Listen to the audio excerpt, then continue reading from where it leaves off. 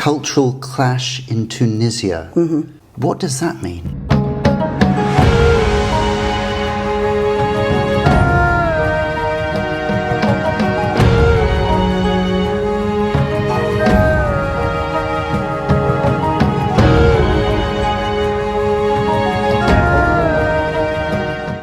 Oh, welcome everyone back to That Sweet Spot.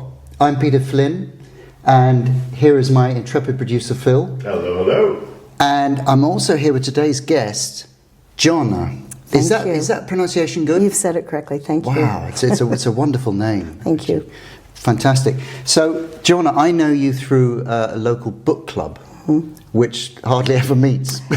Apparently that seems to be the trend the last month. It's hard tricky, getting isn't it? people. Yeah. It's very hard to get people together. You know, which is sort of sad to me, but I think the last report was, whoever comes to the next one. Okay, so okay. It'll happen. Yeah. Now, I have down here some phrases, including cultural clash in Tunisia. What does that mean? I would connect that to the feeling I had when we arrived there, my husband, myself, and we had two young girls, 2 years old and 4. Roughly when was this? 1995. Yeah. And it was like, for me, it was like going to an upside down world. There was nothing that sort of in the landscape and in how we were conducting our lives and kind of as we worked forward initially, especially, that I could connect to home. Just everything. Just to set the picture, so you were in Tunisia at that time, and you were there for a teaching job. We worked at the university, yeah. There's many universities, and we worked at one of the faculties, yeah. In the English department, of course. Okay. And English as a language or as literature? It was an English department that the students studied literature, they studied history, they studied subjects, so it was an English degree. It was interesting. It was actually a good program because they were not only studying, grammar, the mechanics of speaking. My husband actually spent most of his time in a language lab, like working with them on that level.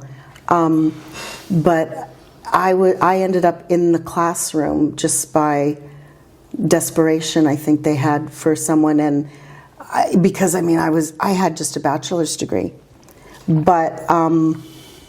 It stood me well, actually. Our education in Canada is, looking back at that time anyways, quite good. I was prepared as a teacher with the pedagogy of teaching, so that I didn't struggle with.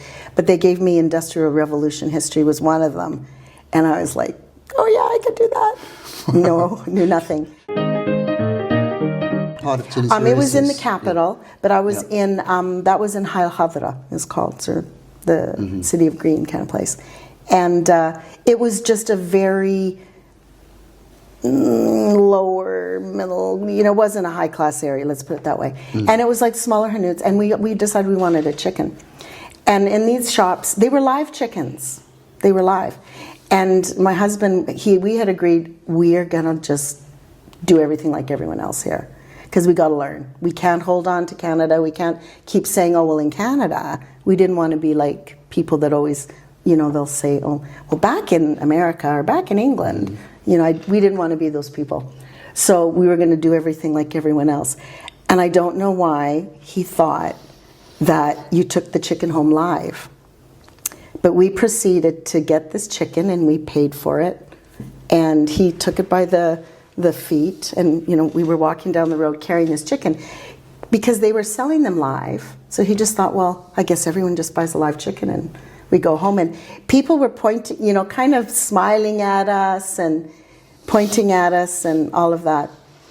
And I was like, how are we going to do this when we get back to the apartment? And he says, don't worry. Like, because he grew up, they had chickens. He knew how to kill a chicken. So he grew up on a farm? Well, okay. When you're a Maltese family in Canada, and back in those days, like that would have been it would have been late 60s, early 70s when he was growing up, and they lived like a little out, and they had a house, but you had a big property, like an acre of land, so they did have chickens in the back of their property. They were very good Maltese people. They had a big garden, and they raised their chickens, and so he knew how to kill it, and it was awful. Like, I was traumatized with this whole chicken killing thing. You've reminded me of a time when I found myself in the back of large jeep on a very bumpy road in Madagascar with a chicken. And in a cage? The jeep was full of people. No. It was just me sitting in what is it called, the boot of this jeep, and with the chicken, and we got on famously. But I felt a bit guilty because I knew what was going to happen to the chicken once we arrived. but that's another story, I think, completely.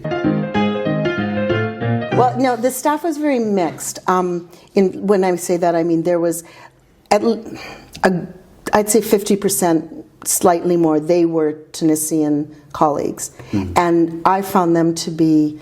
They were very well educated. A lot of them, would start in Tunis. Many of them had traveled abroad and studied abroad, and they were very, very professional, very.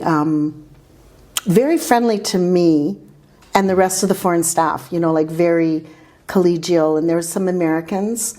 Some of them were wives, women that had married Tunisian men and then landed up, but they were foreign from different places. And one of my colleagues, he was the head of the language lab department, the linguistic part, and he was English. And he was married to a Tunisian woman, which is not usual, that's unusual. Because he was not Muslim, but apparently my friend told me later that's because she was in her 40s and they were like cats in the bag, marry her. That's what they had told me. It was funny the way it was. They didn't say that in a negative way. It was like they were very. I found they all had a really great sense of humor, and they were. Yeah. And staff meetings. I told you this previously. They were lively. Like one of my American colleagues, she said, okay, get your chips and popcorn and let's go to the staff meeting. Because we would just be, wow. There would be like real fights. And they conducted the meetings like in English, which I was like, good on you guys, because like they had to do it for all of, us foreigners. But they would argue over things and call each other names and things I've never seen ever again, and I would love to see it. Like my meetings now are so boring, and I've gotten in trouble for just like going, I make a whingy face or something, I'm in trouble. I've made some microaggression. They were fun. They were fun. Just those to meetings. Spice it up a bit. Yeah. They were honest. You knew where you stood.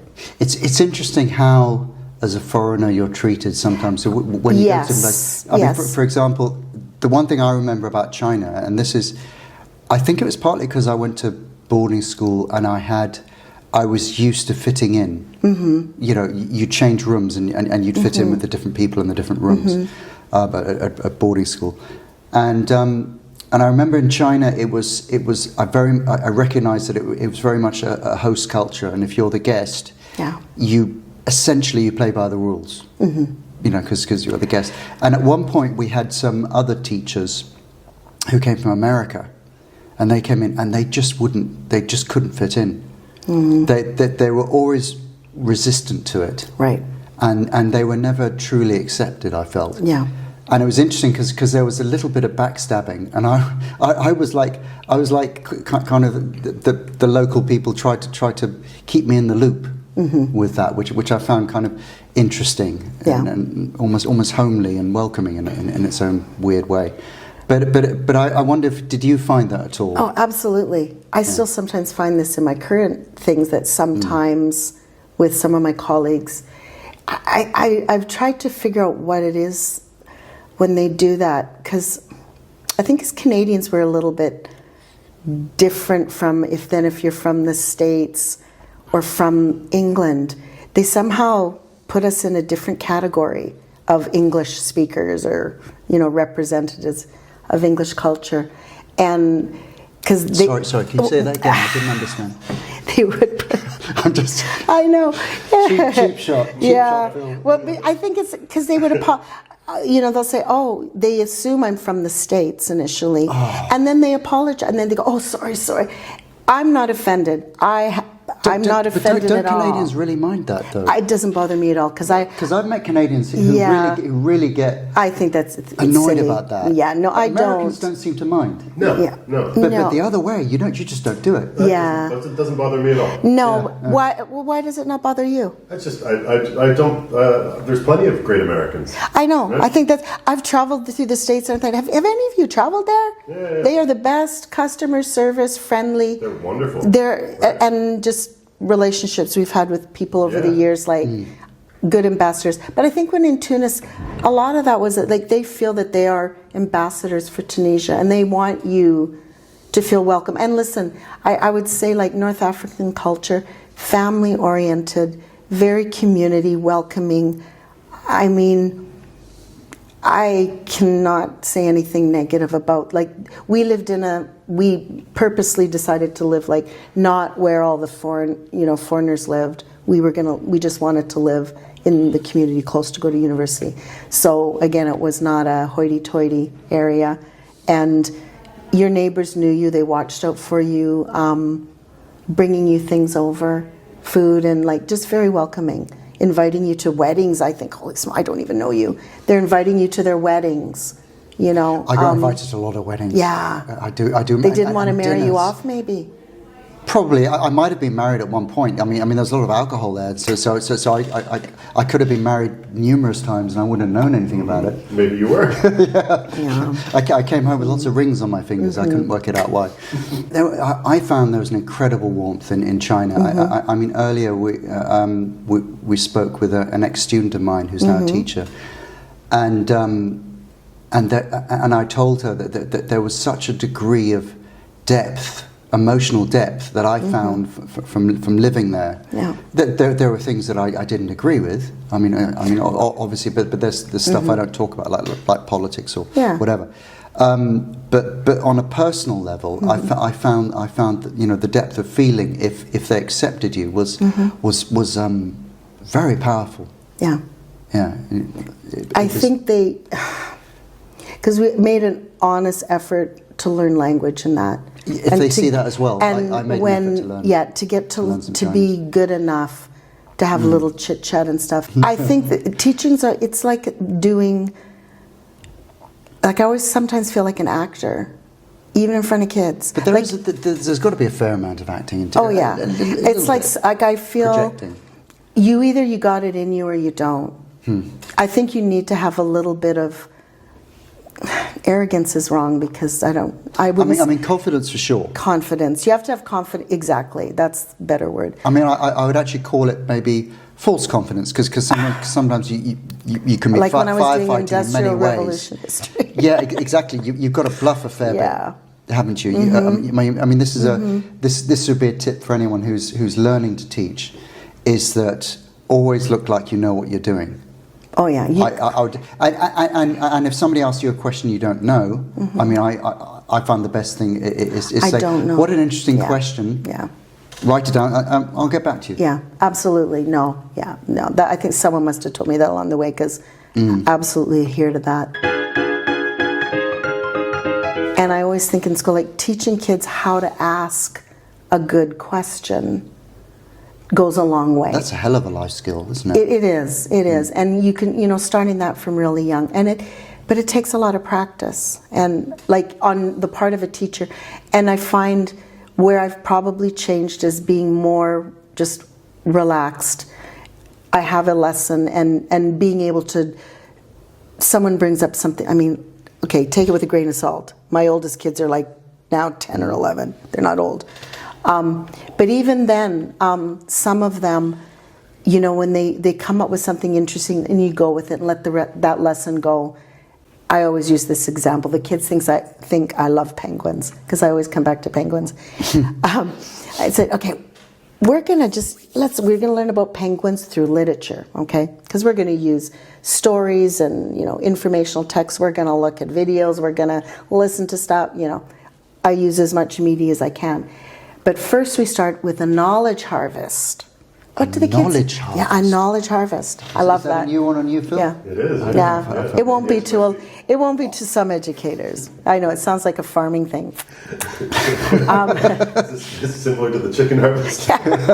Oh, we go back to chickens again. I know. There's something. Well, the funny thing with that is, like, one time I had to explain to the kids, what does harvest mean? Oh crap! So I had to go through that. Anyways, and this is after you've been using the phrase for weeks or something. And then kids are kids. I tell this to people. They love coming up with all these fancy things and using these words. I think the kids have no idea what you're saying. So what age are you teaching at the moment? I'm from 5-year-olds right up to 10, 11. Deep sigh there. I know. Well, I always All hesitate. Yeah. 10 and 11 when they're getting up to 5th year, because I'm a support teacher for the students that need additional help with English language learning and do that. But I do it, again, doing it through subject, because if they're at a certain level in their English, we're not doing grammar per se, it's that communicative method. So when I do the knowledge harvest, what do you know? What do you know about penguins, Peter? So and you tell me everything you know. That's a form of eliciting, though, isn't it? Yes, well, I elicit what they know. We write down everything they already know. Yeah. Do you have any questions? Absolutely. The questions are hilarious sometimes, because it's like, I write them all down. Have you got a funny one you can remember? Oh, geez. Well, I mean, they all want to know, how do penguins have babies? Of course, that's probably the first question. That's always the thing they know. And they wanted to know, like, somewhere they've heard about the 2 gay penguins, so they want to know, so they want to know that whole thing. So, yeah, it's fun. There's just when 2 you of find the them? questions. There's only 2? 2 funny questions? No, 2 gay penguins. Yeah, well, two male penguins. Can they have a baby? There's only one. I know. And how do you tell? Apparently, there's a book about it, I guess. I don't know. I was given a book. I'll have to look it up. I know, yeah. That sounds great. Actually, with something. But anyways, somehow they know this and they bring it up. But it's a nice little model that's part of that inquiry thing. But at the end of the day, they need to learn how to read. Yes. And this is where I'm quite alarmed. I've noticed over the last 8 years that I've been at where I presently am, the decline in levels. A long time ago, centuries ago, I was at school, and I would, my mum was concerned that I wasn't reading enough. And then she'd ask the teachers, in the house where I lived, I'm worried he's not reading enough, and they all said, oh, he reads way more than everyone else. Okay. So it was a thing back then. Yeah. Back in the 17th century, Yeah. it was a thing back then. Well, I have. Oh no! How old do you think I? Oh my gosh! I got a slight teacherly look, a little glance there. It was a slight. I can see. Well, I am known for my look. Yeah, I look at the kids. You got to have that classroom look, management. Yeah. That's a classroom management skill. It's a zap look. Well, I do that too. Yeah, I did that today with the kid because he's across the room. You can pin them to the wall with that look. You do. Yeah. Oh, I'm so sorry. Squeaky chair. Yeah, that's all right. I don't mind. I keep moving. It gives it personality. Yeah, anyway. I didn't realize how much I moved. I do have one final question I was going to ask you. Now, in many ways, you've answered it already. So maybe you could add to it, which is, what advice would you give to any, say, young person who's thinking of going into teaching, say in your area? Is there any kind of advice that you would give them? I would want to know why you think you want to be a teacher. What have you done that indicates to you? I have a few questions. There's questions before advice. What have you done that gives you the impression that this is something that you might, flourish at?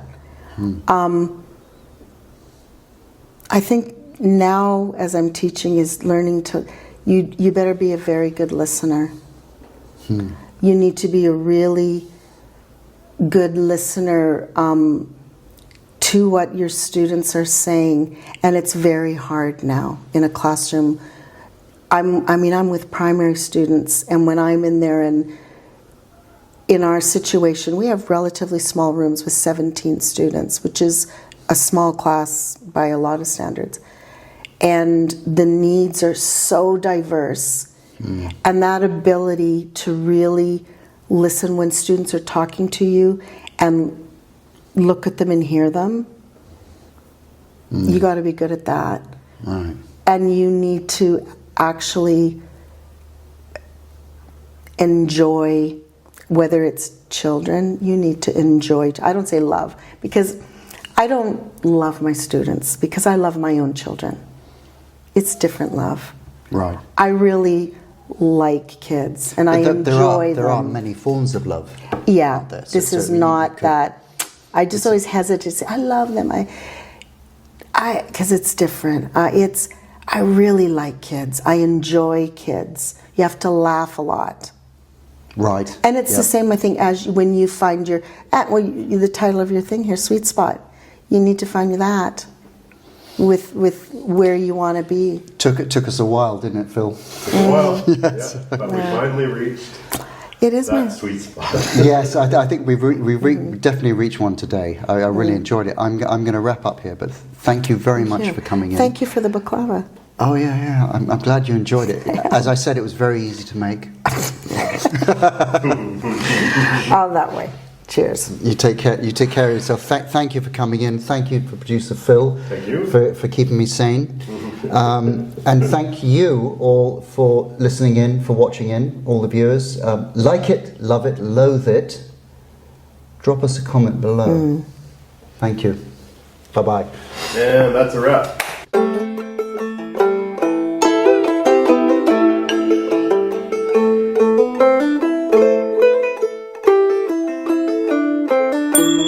Tell us about how you got on with the staff at the college. The staff was staff. I'm going to start. Staff. Sorry, I'm going to start mocking your language. Yeah. Oh my gosh, I'm a chameleon. It's frustrating. I know. Don't you start. The staff.